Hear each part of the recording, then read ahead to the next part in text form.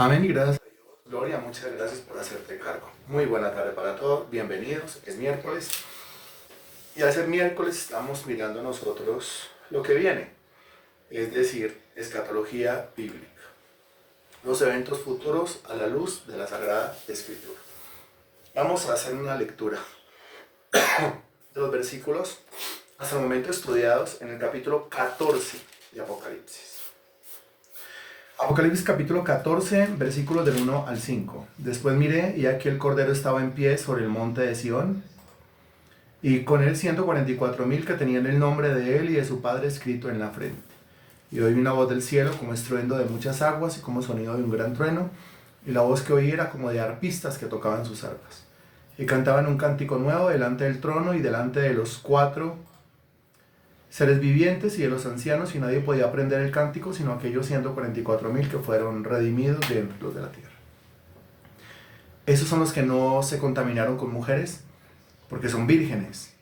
Esos son los que siguen al Cordero por donde quiera que va. Esos fueron redimidos de entre los hombres como primicias para Dios y para el Cordero. Y en sus bocas no fue hallada mentira, pues son sin mancha delante del trono de Dios. Que acabamos de leer los versículos del 1 al 5, y que aprendemos acá, pues los 144,000 ya en el cielo. Versículos 6 y 7, misión del primer ángel. Vi volar por en medio del cielo a otro ángel que tenía el evangelio eterno para predicarlo a los moradores de la tierra, a toda nación, tribu, lengua y pueblo, diciendo a gran voz: temed a Dios y dadle gloria, porque la hora de su juicio ha llegado, y adorad a aquel que hizo el cielo y la tierra, el mar y las fuentes de las aguas. Versículo 8, misión del segundo ángel. Otro ángel le siguió diciendo: ha caído Babilonia, la gran ciudad, porque ha hecho beber a todas las naciones del vino del furor de su fornicación. Versículos del 9 al 11, misión del tercer ángel. Y el tercer ángel lo siguió diciendo a gran voz: si alguno adora a la bestia y a su imagen y recibe la marca en su frente o en su mano, él también beberá del vino de la ira de Dios, que ha sido vaciado puro en el cáliz de su ira, y será atormentado con fuego y azufre delante de los santos ángeles y del Cordero. Y el humo de su tormento sube por los siglos de los siglos, y no tienen reposo de día ni de noche los que adoran a la bestia y a su imagen, ni nadie que reciba la marca de su nombre. Versículos 12 y 13. Aquí está la paciencia de los santos, los que guardan los mandamientos de Dios y la fe de Jesús. Oí una voz que desde el cielo me decía: escribe, bienaventurados de aquí en adelante los muertos que mueren en el Señor, sí, dice el Espíritu, descansarán de sus trabajos, porque sus obras con ellos siguen. Y ahí vamos. ¿Estoy en lo correcto o estoy equivocado? Creo que ahí vamos, ¿cierto? Creo que hasta ahí alcanzamos a llegar nosotros hace 8 días. Ok, como es así, entonces versículos del 14 al 16 a continuación, y esos versículos dicen lo siguiente: miré, y aquí una nube blanca, y sobre la nube uno sentado semejante al Hijo del Hombre, que tenía en la cabeza una corona de oro y en la mano una hoz aguda. Y del templo salió otro ángel clamando a gran voz al que estaba sentado sobre la nube: mete tu hoz y ciega, porque la hora de cegar ha llegado, pues la mies de la tierra está madura. Y el que estaba sentado sobre la nube metió su hoz en la tierra, y la tierra fue cegada. Ok, muy bien. Estos son los versículos que a continuación tenemos que escudriñar. A continuación dése cuenta de qué se habla. Dice: miré aquí una nube blanca, o las nubes son mencionadas muchas veces en la Biblia, y sobre la nube uno sentado semejante al Hijo del Hombre. Cuando se habla del Hijo del Hombre, el Hijo del Hombre es un título. El Hijo del Hombre es un título mesiánico. El Hijo del Hombre es un título, el término Hijo del Hombre es un título de Cristo. Es una manera para designar a nuestro Señor Jesucristo. Hijo del Hombre, con H mayúscula, las dos H mayúsculas, pues solamente se podría estar refiriendo a uno, y es a nuestro Señor Jesucristo. Uno sentado semejante al Hijo del Hombre, que tenía en la cabeza una corona de oro y en la mano una hoz aguda. A continuación dice: y del templo salió otro ángel. Note que hay un personaje en el versículo 14 que es el Hijo del Hombre, y hay un personaje en el versículo 15 que es un ángel. Del templo salió otro ángel, clamando a gran voz al que estaba sentado sobre la nube. ¿Quién es el que está sentado sobre la nube? Nuestro Señor Jesús. Mete tu hoz y ciega. Mete tu hoz y ciega. Entonces, aquí hay un elemento protagonista. No personaje protagonista, sino un elemento protagonista. Y el elemento protagonista es la hoz que usted encuentra ahí escrita. Lo acabo de escribir, la hoz. Pregunta, ¿qué es una hoz? Hágame el favor y responde. ¿Qué es una hoz?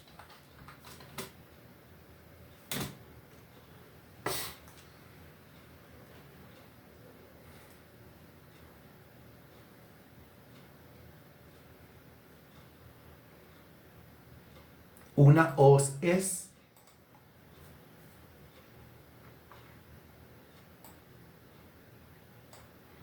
una hoz.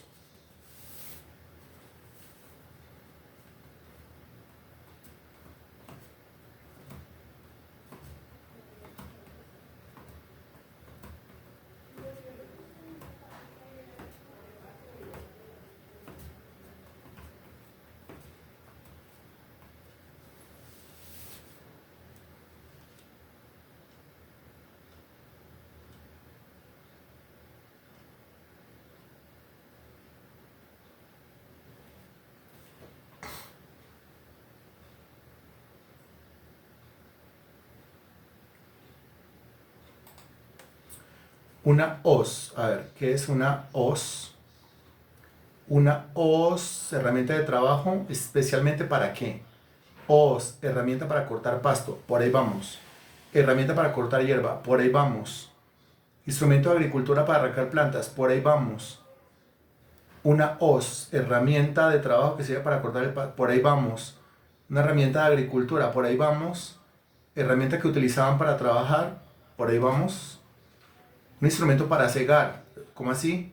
Agricultura para podar. Bueno, el diccionario dice que una hoz es una herramienta de mano con una hoja curva y afilada, utilizada para cegar hierbas, pero no solamente hierbas, cereales, pero no solamente cereales, sino que también dice u otros cultivos.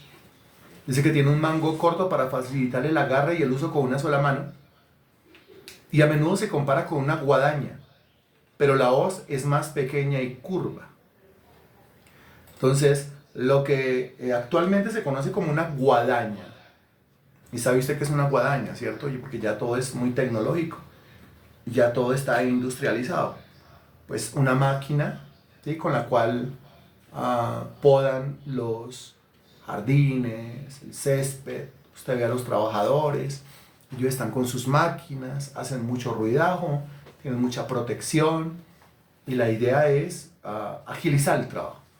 Pues antes se hacía con una hoz, que se agarraba con la mano, un elemento curvo, haga de cuenta como un garfio, pero grande, una hoja grande, aplanada, muy filosa, que se lanzaba con mucha destreza, y lo que hacía era, pues, lo que agarraba en el cuello del garfio, como haga usted de cuenta un báculo, ¿sí?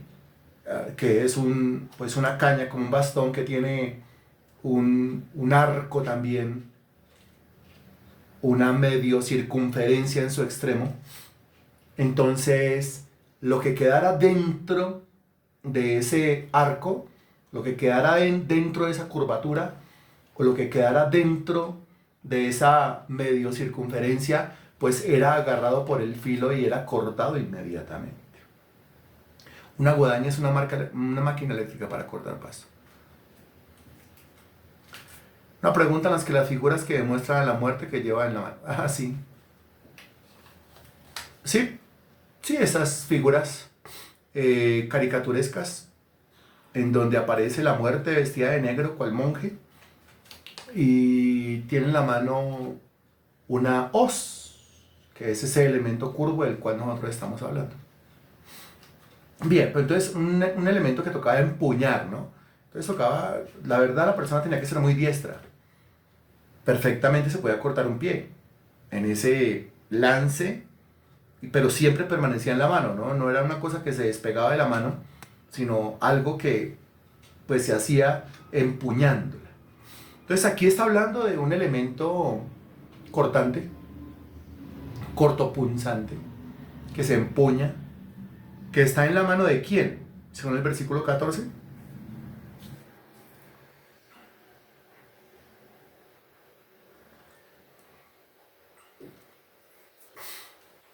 Que está en la mano de quién, según el versículo 14.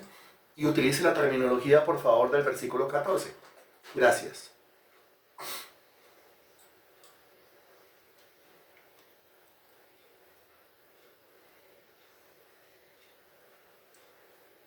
Yuhu. Ah, gracias. Muy bien. Bueno, ¿y los demás como qué? ¿Y los demás como dónde andamos? Ah, bueno, gracias. Ya comienzan a aparecer. Muy bien. Listo ahí. Hágame el favor y levante la mano quien está ahí concentrado, ahí frente a su Biblia, con la Biblia abierta, con algún cuadernito, con algún estreno, ahí prestando atención. Listo. Gracias a Dios. Gracias a Dios. Ok. Muy bien. Entonces, esa voz está en la mano del personaje del versículo 14, que es ¿quién? El Hijo del Hombre. Aparece un ángel en el versículo 15. El ángel le clama, le pide, le ruega al personaje del versículo 14 que meta la hoz y ciegue, porque la hora de cegar ha llegado, pues la mies de la tierra está madura. Versículo 16, esa es la respuesta o contestación al clamor del ángel. Y el que estaba sentado sobre la nube, o sea, el Hijo del Hombre, revisa otra vez el versículo 14, metió su hoz en la tierra y la tierra fue cegada. Aquí esto es un anuncio profético acerca de lo que viene, ¿no? Recuerden que esto es un paréntesis aclaratorio. Y estamos en ese paréntesis, pues desde el capítulo 12, ya vamos en el capítulo 14 de este paréntesis. Recuerden que esto fue en el tema de las trompetas, ¿se acuerdan? Esto quedó en las trompetas. Y ahí como que se hizo un break, se abrió un espacio, o se abrió un paréntesis. El paréntesis se cierra cuando acabemos el estudio del capítulo 14, o sea, ya casi. Y continuará el relato donde se dejó allá en el capítulo 9, capítulo 10 de Apocalipsis. Porque allá, que usted se devuelve, pues se va a dar cuenta que aunque el paréntesis aparece en el capítulo 12, pues en el capítulo 11 se está hablando de los dos testigos, se está hablando del ángel con el librito, ¿cierto? Es hasta Apocalipsis capítulo 11, versículo 15, que dice: el séptimo ángel tocó la trompeta y hubo grandes voces en el cielo que decían: los reinos del mundo han venido a ser de nuestro Señor y Jesucristo, y Él reinará por los siglos de los siglos. Y a partir del capítulo 12, que es donde aparecen las figuras, y recuerde que las figuras son la mujer, el dragón, el hijo, ¿se acuerda? El arcángel. Aparecen las 7 figuras que estudiamos en el capítulo 12, en el capítulo 13, y ahora estamos en el capítulo 14, porque desemboca ahí el resultado de la interacción entre las 7 figuras ya estudiadas. Entonces ya llegamos al capítulo 14, versículo 14. Y aquí se habla, como usted se puede dar cuenta, de una ciega, con una hoz. Y cuando hablamos de cegar con una hoz, se está refiriendo exactamente a qué. Cegar con una hoz se está refiriendo exactamente a hacer qué.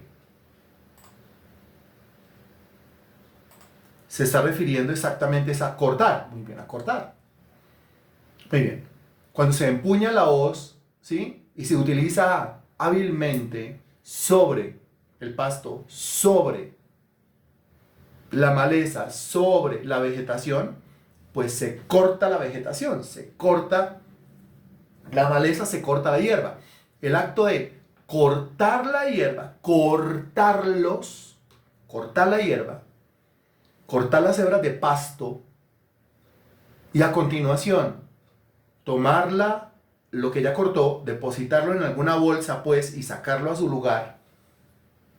Eso es lo que se llama ciega.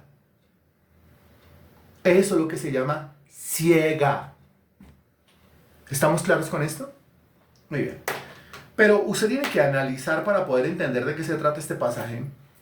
Pues tiene que analizar dónde es que vamos nosotros escatológicamente hablando aquí en el estudio.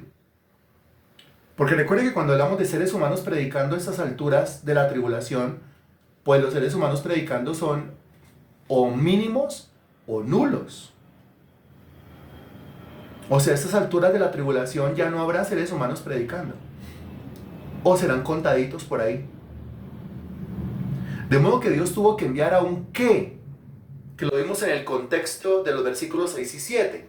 Dios tuvo que enviar a un qué a predicar. Y si Dios tiene que enviar a un ángel a predicar, eso quiere decir que los seres humanos ya no están predicando. Ahora, los seres humanos ya no estarán predicando por causa de qué. Los seres humanos ya no estarán predicando por causa de qué, por causa de que no quieren. No. Eso pasa es aquí, en la dispensación de la iglesia de la Odisea, que es la iglesia tibia, la iglesia carnal, la iglesia que tiene sueños mundanos, pero ninguno de esos sueños tiene que ver con servirle a Jesucristo. Es una iglesia que se metería en cualquier clase de problemas, un creyente que se metería en cualquier clase de problemas, pero no por la causa de Cristo. Y bienaventurados cuando nuestros problemas son por la causa de Cristo. Que meterse uno en problemas por causa del Señor Jesucristo, de su evangelio, quiere decir que usted tiene todo el respaldo de Dios arriba. Entonces estaba yo preguntando, ¿por qué a esas alturas de la historia o serán escasos los personajes, seres humanos que predican el evangelio o nulos los que predican el evangelio? Y usted responde, pero solamente responde una persona, no puede ser. Es inaceptable esto. Es inaceptable. Es inaceptable. ¿Por qué? Porque los que venían predicando el evangelio ya no están predicando. Le cambio la pregunta entonces para que quede más clara. ¿Por qué los que venían predicando el evangelio ya no están predicando? Pues ahí está, excelente, es que es así. Es que es así, no, estoy hablando de la tribulación. ¿Por qué los que estaban predicando el evangelio en la tribulación ya no están predicando el evangelio en la tribulación a estas alturas del estudio de la escatología? ¿Por qué? Porque solamente hay una respuesta, pues porque los mataron. Porque los mataron, no hay otra respuesta, porque los mataron. ¿Entre quiénes los mataron? Entre tres. ¿Entre quiénes los mataron? Entre tres. ¿Entre cuáles tres? Regáleme los nombres, por favor.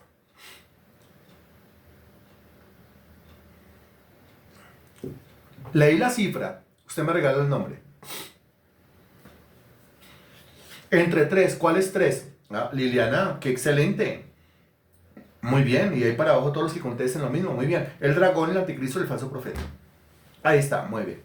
Ahora, a estas alturas del estudio, usted ya distingue la diferencia entre el dragón, el anticristo y el falso profeta. ¿Es así o no es así? ¿Ya distingue? Que son tres personajes diferentes. ¿Sabe usted quién es el dragón? Sí. ¿Sabe usted quién es la bestia que sube del mar? Sí. ¿Sabe usted quién es la bestia que sube de la tierra? Sí. Ok, me alegra mucho. ¿Por qué? Pues para eso es que uno enseña, ¿no? Para que la gente aprenda. ¿Y cómo sabe uno que la gente aprendió? Pues haciéndole preguntas. Que es que no hay otra forma de saber si la gente aprendió o no aprendió. Y que la persona que está aprendiendo pues no le dé miedo y no le dé pena responder. Porque si le da miedo y le da pena responder, pues igual se anula el aprendizaje. Es así, tal cual. Muy bien. Ahora, ¿por qué decimos entre el dragón, la bestia que sube del mar y la bestia que sube de la tierra? Y no mencionamos a la imagen de la bestia. ¿Por qué? Pregunta, ¿quién es el que hace hablar a la imagen de la bestia? ¿Quién es el poder detrás de la imagen de la bestia? ¿Y usted responde? ¿De quién es el poder detrás de la imagen de la bestia? ¿Qué es la que la hace hablar? Excelente, muy bien, excelente. Ah, muy bien. Esas respuestas están muy buenas. Y me alegra que láncese y responda. Miren, no espere usted que los demás respondan para ver qué están respondiendo y usted se le pega la respuesta para ver si sí. ¿Qué tal? El uno responda mal y todos de ahí para abajo respondan mal, como ha pasado muchas veces. Y yo estoy seguro que ha pasado muchas veces es porque intento copiármele la respuesta al primero que contestó. No, aquí no copiamos respuestas. Aquí vamos al cuaderno, vamos a lo que nos acordamos, dependemos del Espíritu Santo y contestamos bien. Ahora, si usted no está contestando bien, conteste de todos modos. Que ahí vamos corrigiendo y tú dices, uy, sí, pero ¿qué me pasó? y los demás también son edificados. Hasta con las respuestas incorrectas, todos somos edificados. De la única manera como no nos edificamos es cuando alguno de ustedes se conecta y no participa. Ahí usted anula la edificación de los demás. O sea, se está conectando a nada. Y eso es exactamente contra lo que peleamos nosotros. Pero si usted está respondiendo bien, qué maravilla. Si está respondiendo mal, corregimos y todos aprendemos. Ah, pero es que paso por la vergüenza. Ay, qué vergüenza ni qué nada. Morir al ego, morir a la carne, morir al yo. No, nada de vergüenza. Estoy aquí es para aprender. ¿Estamos de acuerdo?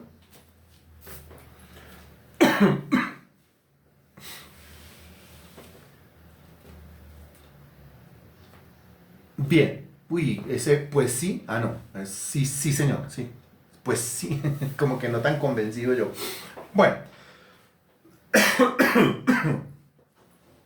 Bueno, entonces cuando aquí se me fue la tesis, se va. Entonces cuando aquí se habla de una ciega, cuando aquí se habla de una hoz, cuando aquí hay un clamor de parte de un ángel, mire que es un ángel el que está clamando, no es un ser humano el que está clamando. Ahora, ¿por qué el ángel está tan indignado? El ángel está indignadísimo al ver la respuesta de los seres humanos durante la tribulación a lo que hizo el primer ángel.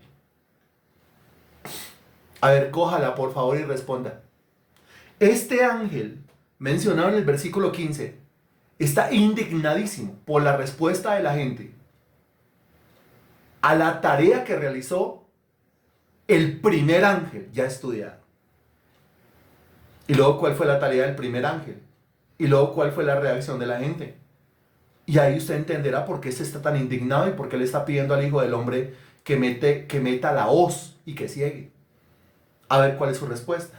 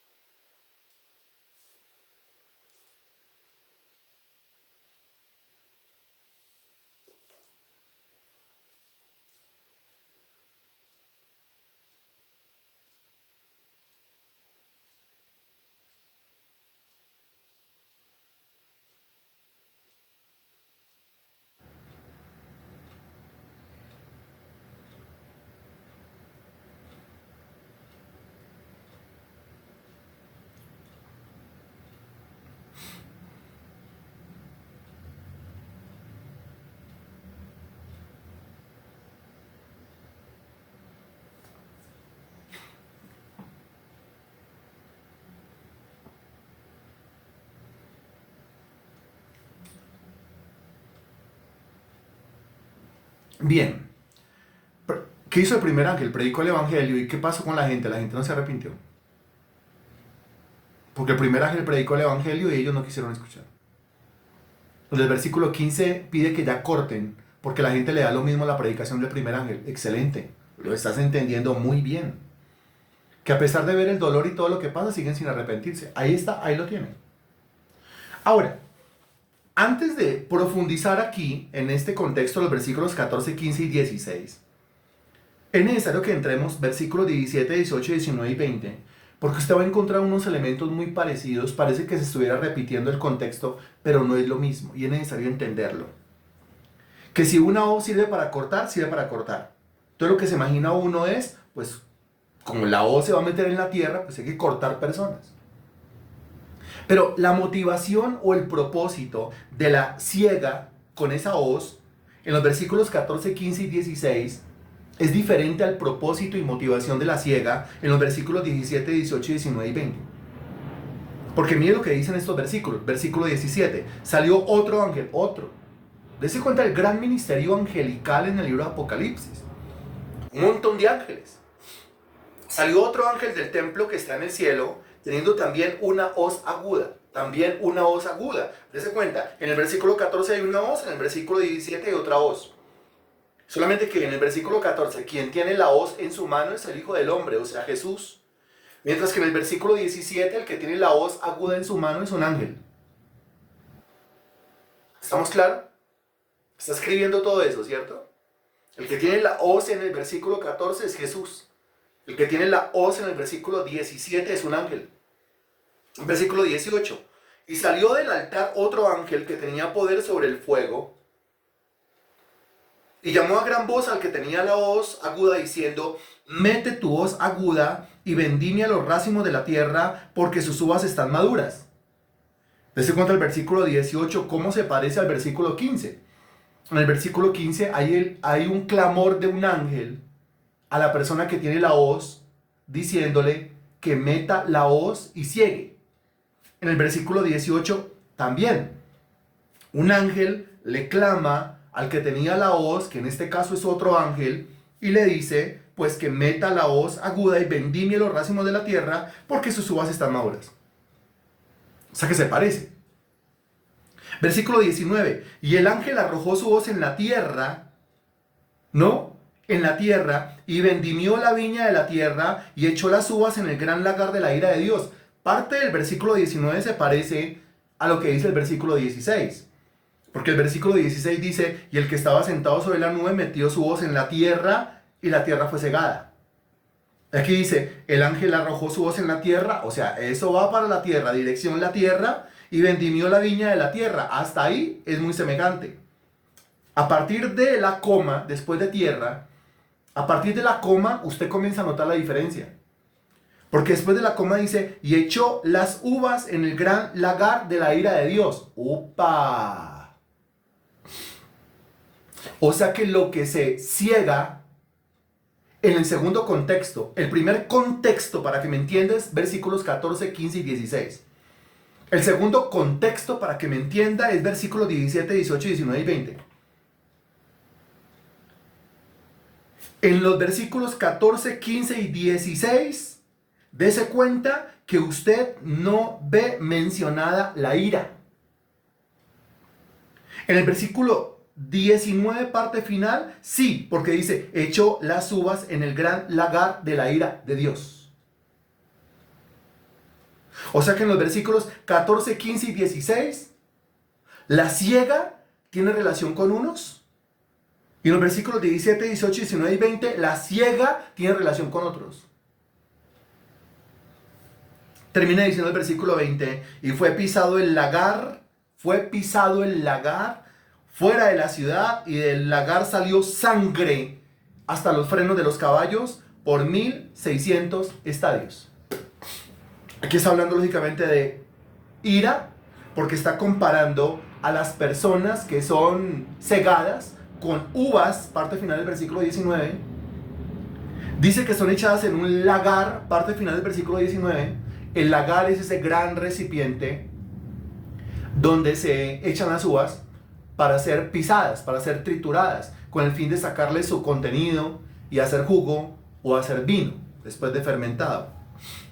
Entonces dice, habla del lagar y después dice, fue pisado el lagar fuera de la ciudad y del lagar salió sangre, o sea, no jugo de uvas, porque no estamos hablando de uvas literales, sino sangre, porque estamos hablando de seres humanos comparados con uvas. Y del lagar salió sangre hasta los frenos de los caballos por 1200 estadios. Dese cuenta usted que son dos ciegas diferentes. Dese cuenta usted que no es la repetición de la repetidera en dos contextos. Son dos contextos diferentes.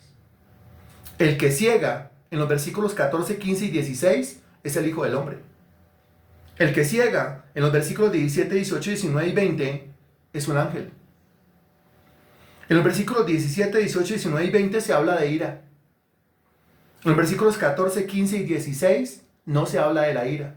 Si no se habla de la ira, aunque no se mencione, se está hablando de lo contrario de la ira. Y lo contrario de la ira, ¿cómo se llama? Lo contrario de la ira se llama misericordia. Muy bien. El contexto de los versículos 14, 15 y 16 es misericordia. El contexto en los versículos 17, 18, 19 y 20 es la ira. Dese cuenta el orden de los contextos. Primero, misericordia. Después, ira. Primero, una siega de misericordia. Después una siega de ira. Primero se mete la hoz misericordiosa. Después se mete la hoz de juicio. ¿Cómo le parece esto? Ahora, ¿qué está indicando? Pues si estamos hablando versículos 14, 15 y 16 de una siega de misericordia, de una hoz de misericordia, pues estamos hablando de meter la hoz en la tierra y recoger lo último. ¿Cómo así recoger lo último? ¿Qué es eso de recoger lo último? ¿A qué se refiere cuando decimos recoger lo último? Por medio de una hoz que es metida en la tierra, con la cual se ciega y con la cual se recoge lo último, lo último, lo último, lo último. Algunos lo están entendiendo, otros no. Por más que repito que el contexto en los versículos 14, 15 y 16 es un contexto de misericordia, de gracia, de amor, de salvación. Mientras que el contexto en los versículos 17, 18, 19 y 20 es un contexto de ira, de juicio, de perdición, de condenación. Y que el orden de los factores con Dios es primero la misericordia, primero la gracia, primero el amor, primero la salvación. ¡Qué grande es nuestro Dios! Pero a continuación, después de eso, viene la ira, la destrucción, la condenación.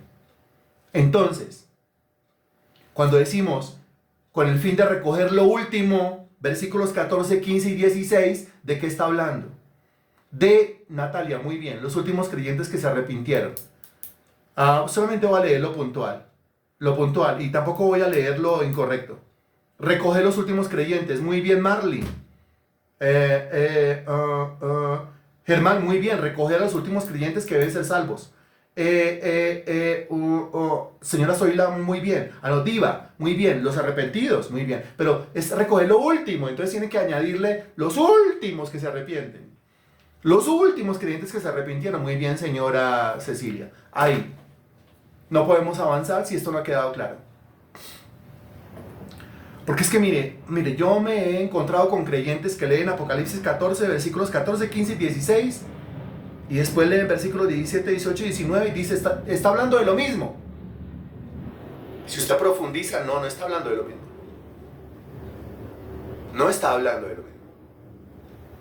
Claro, porque hay una ciega. No hay una ciega, hay dos ciegas. Claro, porque hay una hoz. No hay una hoz, hay dos hoz.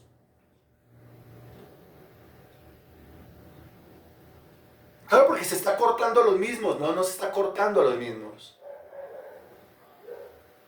Claro, porque el propósito es el mismo. No, el propósito no es el mismo. ¿Estamos de acuerdo con el contexto en los versículos 14, 15 y 16? Y estamos de acuerdo con el contexto en los versículos 17, 18, 19 y 20. ¿Está claro eso como para entrar? A ver si podemos entrar. Mientras que no se aclaren los conceptos por encima, pues ¿cómo entramos? Si algunos creerán que está hablando de lo mismo, la Biblia no está hablando de lo mismo. ¿Está muy claro? Muy bien, me alegra. Entonces ahora sí, versículo 14. Mire, y aquí una nube blanca, y sobre la nube uno sentado semejante al Hijo del Hombre, que tenía en la cabeza una corona de oro y en la mano una hoz aguda. Y del templo salió otro ángel clamando a gran voz al que estaba sentado sobre la nube: mete tu hoz y ciega, porque la hora de cegar ha llegado, pues la mies de la tierra está madura. Note lo que dice, la mies de la tierra está madura. ¿Se da cuenta? Esa terminología es una terminología llena de gracia, llena de misericordia, llena de amor. La mies de la tierra está madura. Cuando habla de que la mies está madura, si el fruto está maduro, ¿qué hay que hacer con el fruto?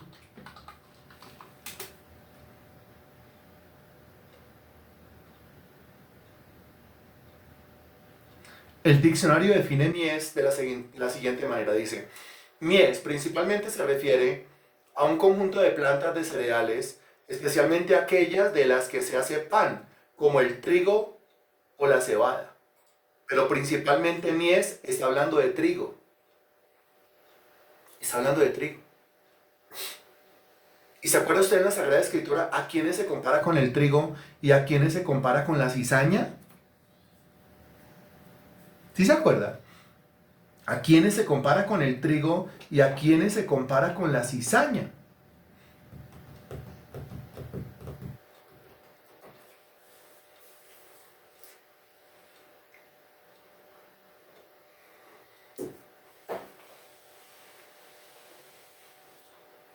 Al creyente y al incrédulo, muy bien. El trigo es el creyente. Muy bien. Y el incrédulo es la cizaña. Excelente, Natalia. Trigo, creyente, cizaña, incrédulo. Ahí está. Ahí lo tiene. Cuando se habla de la mies, ojo, está hablando del trigo, el fruto del trigo. Pues no me diga que va a agarrar la mies, o sea, agarrar el fruto del trigo y lo va a echar al fuego. No, porque no es que eso sirve, eso es productivo. Es comida, es alimento. Eso hay que recogerlo y guardarlo en el granero. La hora de cegar ha llegado, pues la mies de la tierra está madura. Y el que estaba sentado sobre la nube metió su voz en la tierra fue cegada. Ahora, con respecto a esto, es necesario que miremos otros textos de la Sagrada Escritura. Primeramente, Joel capítulo 3, versículo 13. A ver qué nos dice Joel acerca de esto. Repito, es Joel capítulo 3, versículo 13. Ojalá tenga usted su Biblia en físico, ¿no? Para que usted adquiera manejo bíblico. Porque si usted sigue dependiendo del celular, pues ¿cuándo va a aprender a ubicar los libros de la Biblia? Entonces, Joel me avisa, ¿ya? Ok. Bien. Y dice acá, echad la hoz porque la mies está ya madura. Venid, descended porque el lagar está lleno. Rebosan las cubas porque mucha es la maldad de ellos. Este versículo 13 es fenomenal. Hágame el favor y me dice en el versículo 13 de cuántas ciegas habla ese versículo.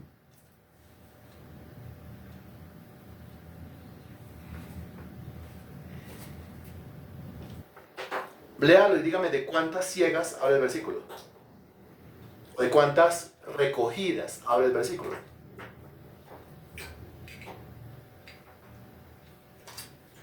¿De cuántas?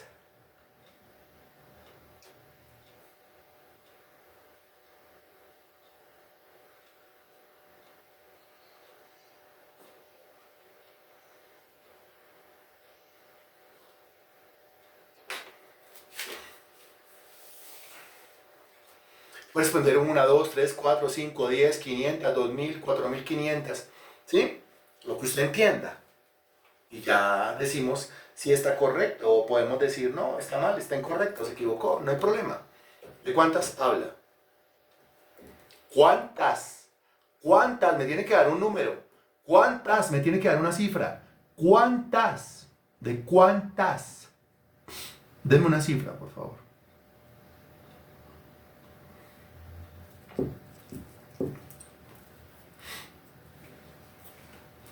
Bien, aquí dice, echad la hoz porque la mies está ya madura. ¿Sí? Después dice, venid, descended porque el lagar está lleno, rebosan las cubas porque mucha es la maldad de ellos. Pregunta, acabo de explicar que cuando se habla de mies, se está hablando de algo. Cuando se habla de lagar, se está hablando de algo. Mies, el trigo. Muy bien. Lagar, las uvas. Muy bien. Entonces, ¿de cuántas ciegas se está hablando en el versículo? No de una, de dos. ¿Por qué? Porque usted no echa lo recogido en la mies, o sea, usted no echa la mies en el lagar. ¿Mm? Lo recogido en la mies se lleva al granero, porque son granos. Lo que se lleva al granar, al lagar, no son granos. Lo que se lleva al lagar son frutas, exactamente las uvas. Entonces no una, dos. Qué impresionante entonces que lo que usted encuentra ya en Apocalipsis 14, del 14 al 16 y del 17 al 20, o sea, cosecha 1, cosecha 2, en un solo versículo de Joel, como usted se puede dar cuenta que es Joel capítulo 3, versículo 13, pues ahí está escrito. ¿Sí se da cuenta? Pero uno muchas veces, y no la mayoría de las veces, y no todas las veces, uno lee la Biblia y pasa por encima y uno no entiende eso. Mateo capítulo 13, versículo 30.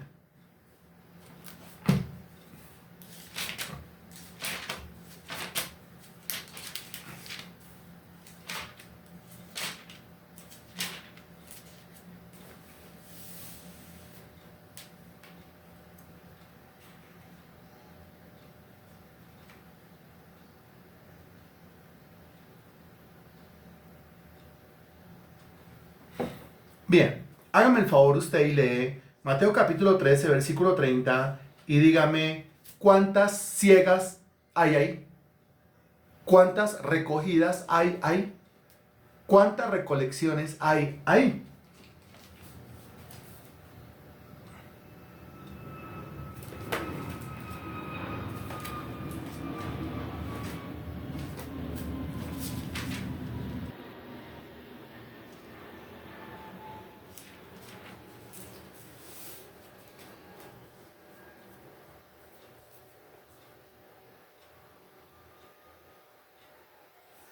¿No es cierto que dos?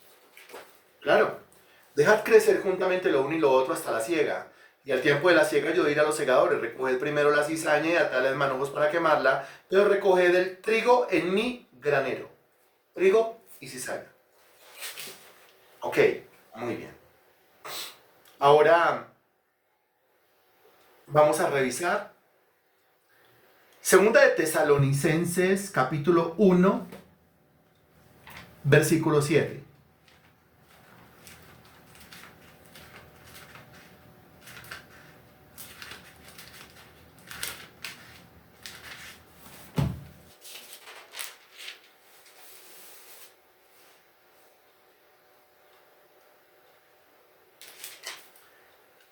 Repito, Segunda de Tesalonicenses capítulo 1, versículo 7, y vamos a leer hasta el versículo 10, y dice: Y a vosotros que sois atribulados, daros reposo con nosotros, cuando se manifieste el Señor Jesús desde el cielo con los ángeles de su poder, en llama de fuego, para dar retribución a los que no conocieron a Dios. Note, dar retribución a los que no conocieron a Dios, ni obedecen al Evangelio de nuestro Señor Jesucristo, los cuales sufrirán pena de eterna perdición, excluidos de la presencia del Señor y de la gloria de su poder, cuando vengan aquel día para ser glorificado en sus santos y ser admirado en todos los que creyeron, por cuanto nuestro testimonio ha sido creído entre vosotros.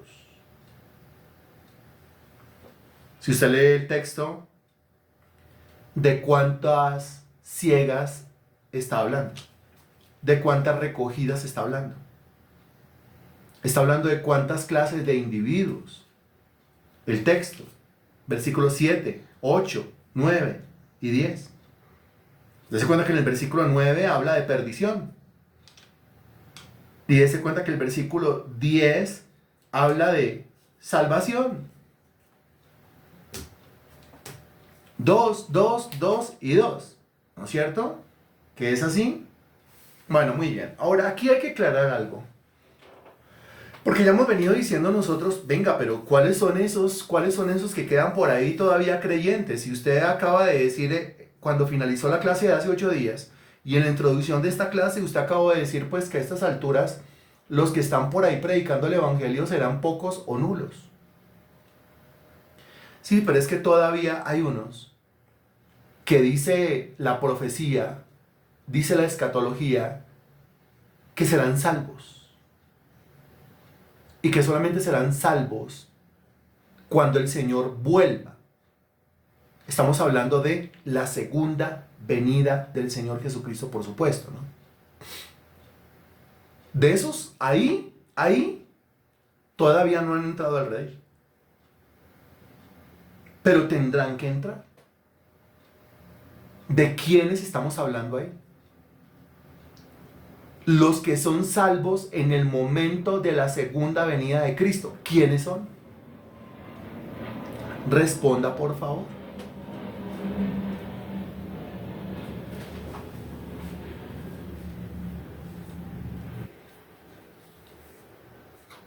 Esa palabrita remanente está muy chévere, pero esa palabrita remanente le falta algo para aclarar, para especificar, ¿no? Porque es que usted y yo somos remanente. ¿A qué se está refiriendo exactamente? Hay que especificar, ¿no es cierto? Entonces, especifique, por favor. ¿De quiénes está hablando?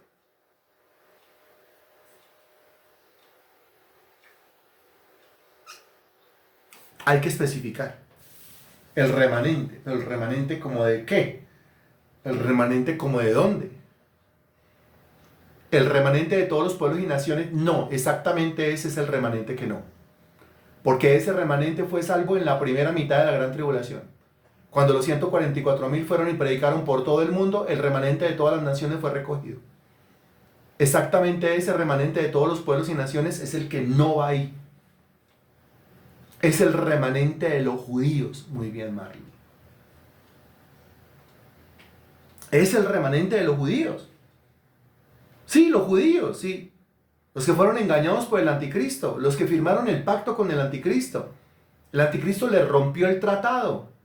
A la mitad de la tribulación, ¿se acuerda? Lo sacó corriendo. ¿Se acuerda? La santa ciudad fue hollada por gentiles. ¿Se acuerda? Lo sacó corriendo del templo. ¿Se acuerda? El anticristo se le sentó en el templo diciendo que él era Dios y reclamando la adoración de todo el mundo. ¿Se acuerda? Y el anticristo convirtió a Jerusalén en su capital y en su centro de operaciones. ¿Se acuerda? Y comenzó una cacería loca de brujas en contra de todos los judíos. ¿Se acuerda? Y se acuerda que ya dijimos entonces que la mujer tuvo que huir al desierto. ¿Se acuerda? Y que el dragón la persiguió hasta allí, ¿se acuerda? Pero que el Señor envió su protección y la libró y la protegió y le proveyó y la alimentó. ¿Se acuerda? Pues que ya pasamos por ahí. ¿Y dónde quedó la mujer? La mujer quedó en el desierto y nadie pregunta qué pasó con la mujer. Sí quedó en el desierto y pues la mujer está escondida, resguardada por Dios en el desierto. Por pura y física misericordia divina. Porque todavía la mujer no reconoce que Jesucristo es el Señor. Y todavía a estas alturas de la escatología, donde vamos en el capítulo 14, Israel todavía no le entrega su vida a Jesucristo. O sea, predicaron los 144,000, pero los judíos, siendo los 144,000 judíos, pero los 144,000 no son la totalidad del remanente judío, son una parte del remanente. El resto del remanente, con todo y que los 144,000 predicaron por todo el mundo, pero el resto del remanente no se arrepintió. Los que se arrepintieron fueron el remanente de todos los pueblos y naciones, con excepción de los judíos. Y vinieron Elías y Moisés y predicaron, y el remanente sigue endurecido. Y pasó lo del dragón, y pasó lo del anticristo, y pasó lo del falso profeta, y pasó lo de la imagen, y pasó lo de la marca de la bestia, y el remanente sigue endurecido. ¡Qué cosa tan dura ese remanente! Y los están cazando, los están matando y los tienen acorralados. Y aún así no reconocen al Señor Jesús. Porque dése cuenta usted que sin la operación del Espíritu Santo, nadie, así lo estén matando, sin la obra del Espíritu Santo, nadie, así venga un muerto resucitado a predicarle, sin la operación del Espíritu Santo, nadie creerá en el Señor Jesucristo. Nadie se arrepentirá de sus pecados. ¿Qué tenaz, no le parece esto? Entonces cuando dice acá, es que la miel de la tierra está madura, lo que está diciendo es el momento de hacer un despliegue de poder por parte del Espíritu Santo y concederle el arrepentimiento y la fe al resto del remanente judío que será salvo en la segunda venida de Cristo. Eso es. De eso hablan los versículos 14, 15 y 16. El ser humano sin el Espíritu Santo no cree y no se arrepiente. Muy bien. El ser humano sin el Espíritu Santo no es nada y no tiene vida. Porque el cuerpo sin espíritu no tiene vida. Muy bien. Entonces, si yo le pregunto, versículos 14, 15 y 16 de Apocalipsis 14 hablan de una ciega. ¿La ciega de quién es? ¿Usted qué me responderá?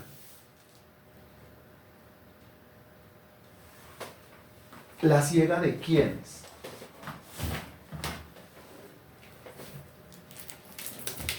¿Usted qué me responderá?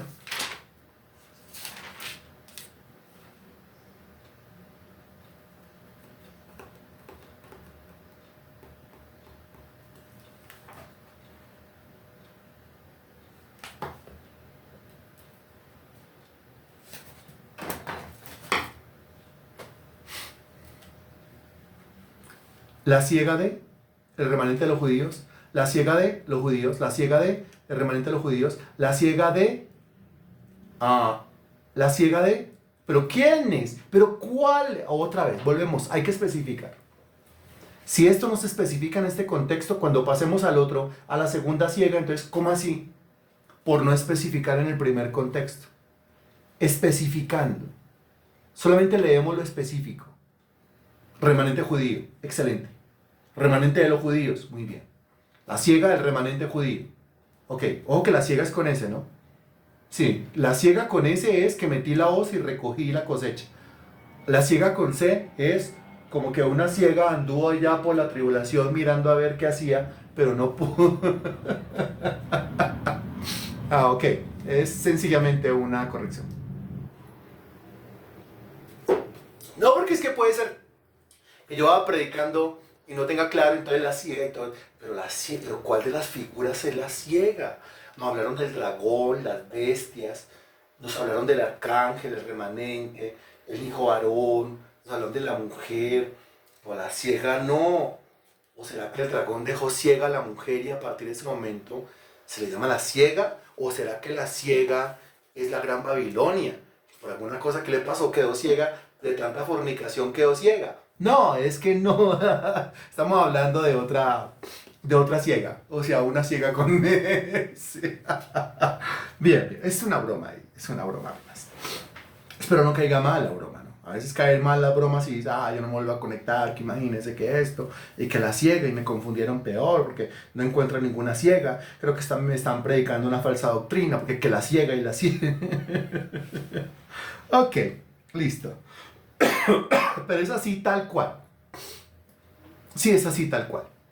Entonces es la ciega con ese de el resto del remanente judío. Y entonces la ciega con ese, que era, tras del hecho una ciega, ahora otra ciega. No, otra ciega pero con ese. Salió otro ángel del templo que está en el cielo teniendo también una hoz aguda. ¿A quién le causó risa esto? Pero risa sana, risa santa, risa chévere.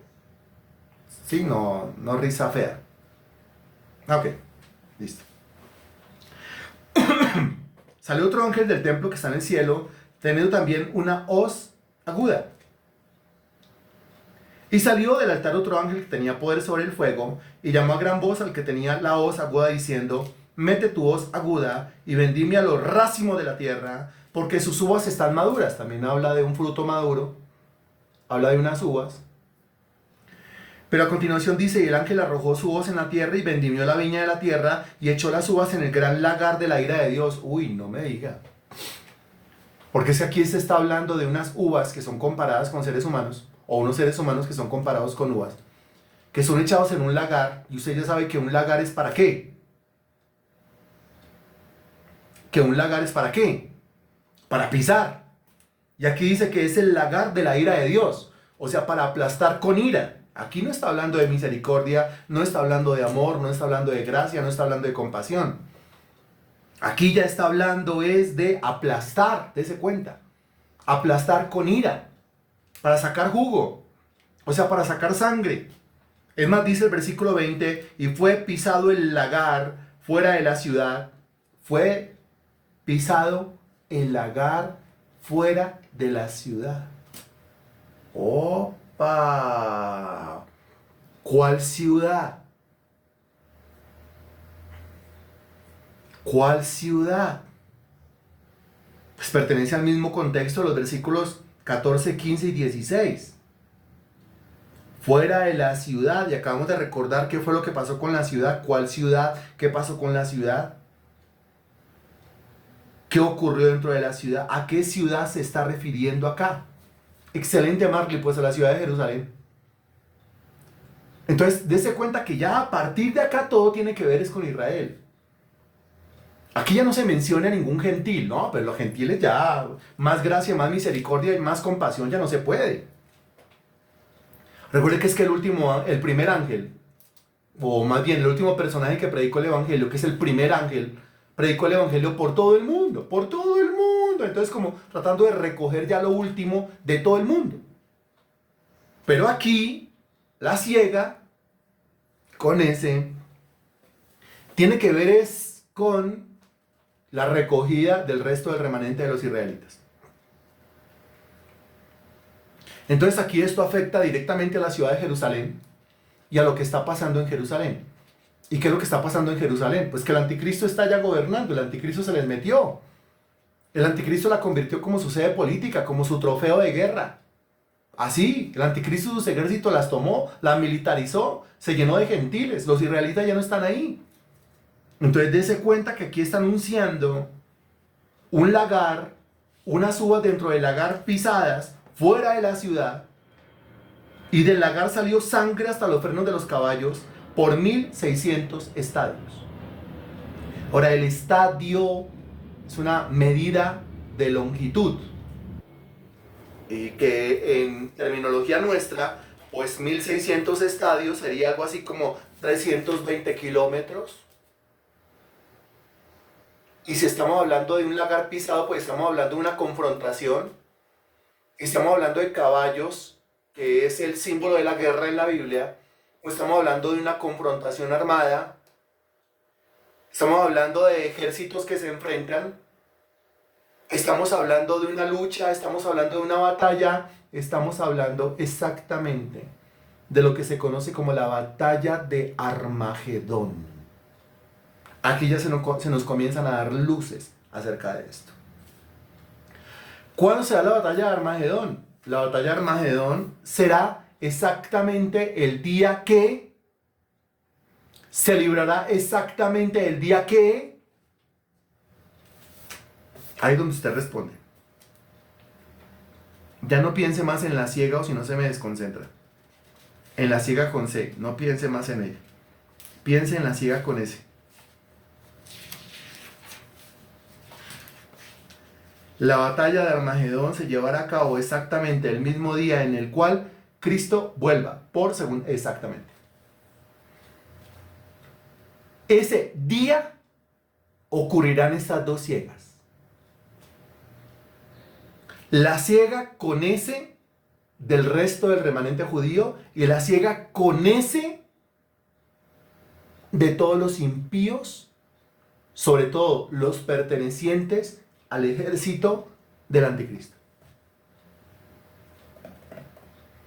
Eso quiere decir que lo que usted encuentra, versículos 14, 15 y 16, y versículos 17, 18, 19 y 20, eso se llevará a cabo únicamente cuando el Señor vuelva por segunda vez.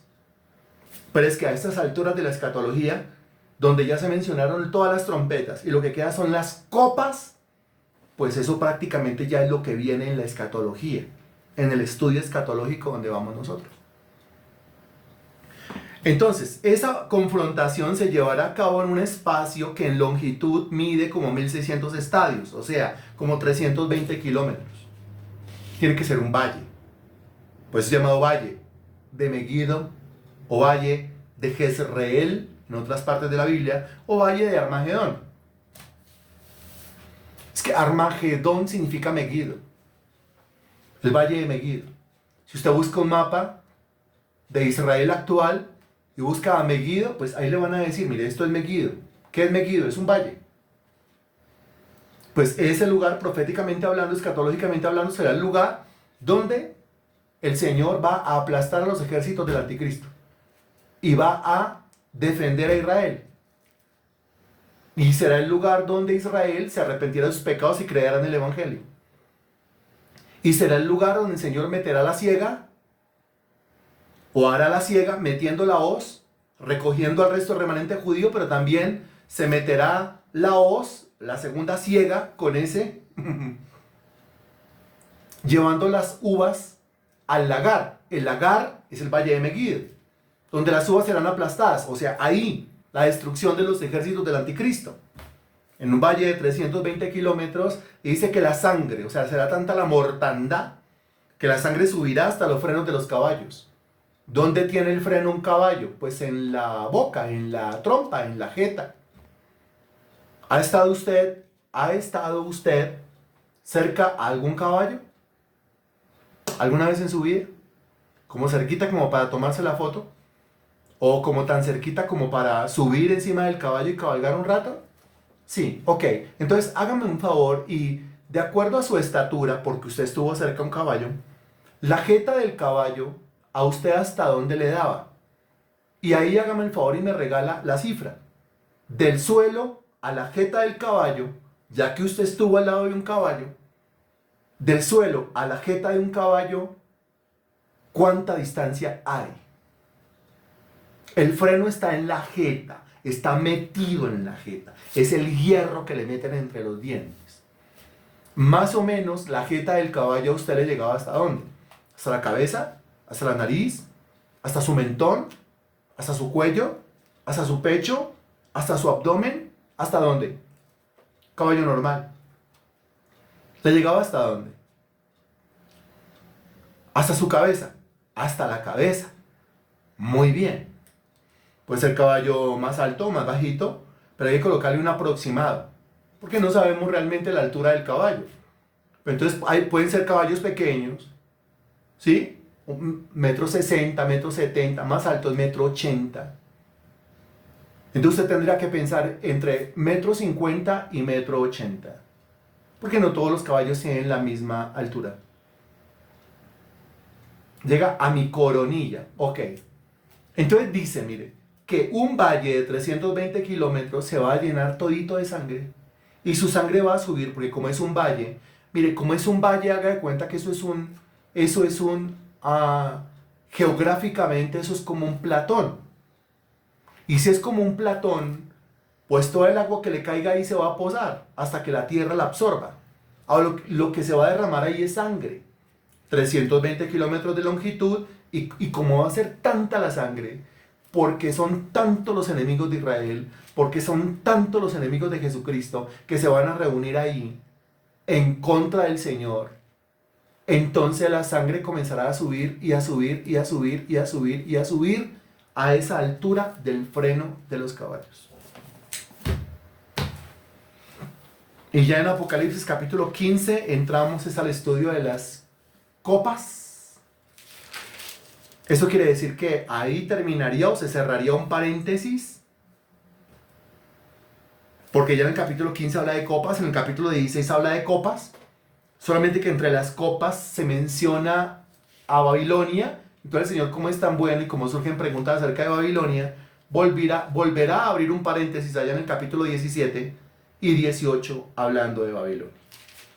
Pero por hoy hasta aquí llegamos. Si quieres saber más, dentro de 8 días. Bendito Dios, te damos infinitas gracias. Tú eres bueno y eres grande. Tu sabiduría, inteligencia y conocimiento no tienen límites, Señor. Y gracias por darnos a nosotros todo este conocimiento y toda esta inteligencia y toda esta sabiduría.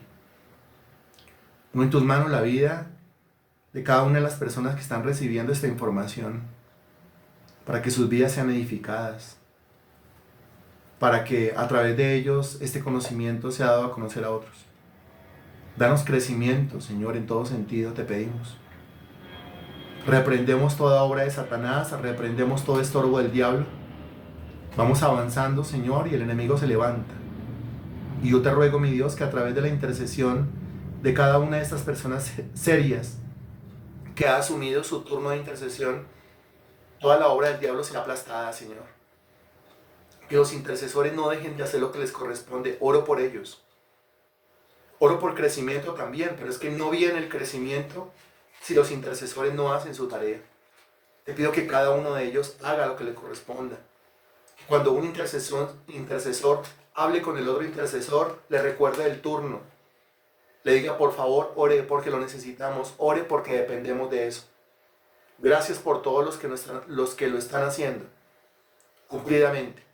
Te agradezco, mi Dios, en el nombre de Jesús. Amén. Y gracias.